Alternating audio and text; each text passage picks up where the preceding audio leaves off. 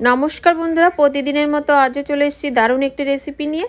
तो आज के तोमादेर दारुण एक रेसिपि शेयर करब। आजकेर रेसिपिटा एकदम मुखरोचक खाबार। এই খাবারটা একবার বাড়িতে তৈরি করলে বারবার তৈরি করতে ইচ্ছা করবে। তো তার জন্য আমি কিছু পটল নিয়ে নিয়েছি, খোসাটা ছাড়িয়ে দুপাশের মুখটা কেটে নিয়েছি। আর এই পটলগুলো এইভাবেই কেটে নিতে হবে, খোসা একদম ফেলে দেওয়ার কোনো দরকার নেই। তো পটলগুলো ধুয়ে পরিষ্কার করে নিয়েছি। এখন একটা গ্রেটার নিয়েছি। এবার এই গ্রেটারের সাহায্যে পটলগুলো আমি সব গ্রেট করে নেব। বন্ধুরা ভিডিওটা স্কিপ না করে সম্পূর্ণ ভিডিওটা দেখার জন্য অনুরোধ রইল। এখানে পটলগুলো আমার গ্রেট করে নেওয়া হয়ে গেছে। দেখো ঠিক পটলগুলো এরকম ভাবেই গ্রেট করে নিতে হবে।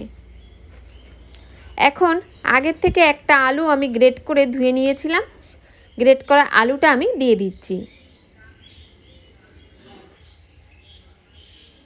এখন দিয়ে দেব এখানে হাফ চামচ মতো আদার গুঁড়ো, আর দিয়ে দিচ্ছি এখানে হাফ চামচ জিরা গুঁড়ো, আর দিয়ে দিচ্ছি হাফ চামচ কাশ্মীরি লঙ্কার গুঁড়ো, আর দিয়ে দিচ্ছি এক চামচ রসুন কুচি, আর পরিমাণ মতো দিয়ে দিচ্ছি হলুদ। আর এখানে বড় সাইজের একটা পেঁয়াজ ছোট ছোট করে একদম টুকরো করে কেটে নিয়েছিলাম, সেটাই দিয়ে দিলাম। আর দিয়ে দেবো এখানে 4 চামচ মতো বেসন, আর এখানে 4 চামচ মতো চালের গুঁড়ো দিয়ে দিলাম। এবার সব কিছু ভালো করে মিশিয়ে নেব। এখানে কিন্তু জল একদমই ব্যবহার করবে না। তো এখানে মাখতে থাকতে হবে, মাখতে মাখতে দেখবে অনেকটাই নরম হয়ে গেছে। তো দেখো তোমরা দেখেই বুঝতে পারছো কতটা নরম হয়েছে। তো এখন আমি এর মধ্যে দিয়ে দেব পরিমাণ মতো কাঁচা লঙ্কা কুচি। ঝালটা তোমরা তোমাদের স্বাদ মতো দেবে। লঙ্কাটা দিয়ে আমি ভালো করে মিশিয়ে নিচ্ছি। আর যদি কোনো নতুন বন্ধু আমার ভিডিওটি দেখে থাকো, ফেসবুক থেকে দেখলে আমার পেজটি ফলো করবে, আর ইউটিউব থেকে দেখলে আমার চ্যানেলটি সাবস্ক্রাইব করে পাশে থাকা বেল বাটনটি ক্লিক করে নেবে। এখানে দিয়ে দেব সবশেষে পরিমাণ মতো লবণ। লবণটা দিয়ে ভালো করে মিশিয়ে নিচ্ছি। দেখো ঠিক মিশ্রণটা এইভাবে মেখে নিতে হবে। এখন ফ্রাই প্যান বসিয়ে দিয়েছি গ্যাসের উপর, বেশ কিছুটা সাদা তেল দিয়ে দিলাম।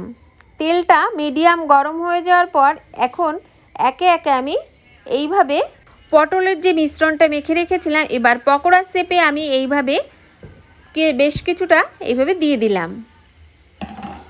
তো আমি গোল গোল করে তৈরি করলাম, তোমরা চাইলে তোমাদের পছন্দ মতন শেপ দিয়েও নিতে পারো। এবার 1.5 মিনিট পর আমি গ্যাসের ফ্লেমটা মিডিয়াম করা ছিল, এবার উল্টে নিচ্ছি। উল্টে পাল্টে একটু বেশ লাল লাল করে ভেজে নিতে হবে পকোড়াগুলো। এই পকোড়াগুলো একবার খেলে কেউ বলবে না এটা তুমি পটল দিয়ে তৈরি করেছো, খেতে এতটাই টেস্টি হয়। আশা করছি বন্ধুরা প্রতিদিনের মতো এই রেসিপিটাও তোমাদের ভীষণই ভালো লাগবে। ভালো লাগলে লাইক কমেন্ট শেয়ার করতে বন্ধুদের কাছে ভুলবে না। তো এখানে দেখো আমার লাল লাল করে ভেজে নেওয়া হয়ে গেছে। এখন একটা প্লেটের উপর তুলে নেব। তেলটা ভালো করে ঝরিয়ে নিতে হবে। বাদ বাকি ব্যাচটা আমি একইভাবে ভেজে নেব। তো দেখো এখানে আমি একটা প্লেটের উপর নামিয়ে নিয়েছি। দেখেই তোমরা বুঝতে পারছো কতটা সুন্দর হয়েছে। এটা তোমরা গরম গরম ভাতের সঙ্গেও খেতে পারো বা টমেটো সসের সঙ্গেও খেতে পারো। আর বন্ধুরা এখান থেকে একটু আমি ভেঙে তোমাদের দেখিয়ে দিচ্ছি। বন্ধুরা আশা করছি এই রেসিপিটা প্রতিদিনের মতো তোমাদের ভীষণই ভালো লেগেছে। তো আজকের মতো এখানেই বিদায় নেব। দেখা হবে নতুন কোনো রেসিপি নিয়ে। ততক্ষণ ভালো থাকবে, সুস্থ থাকবে।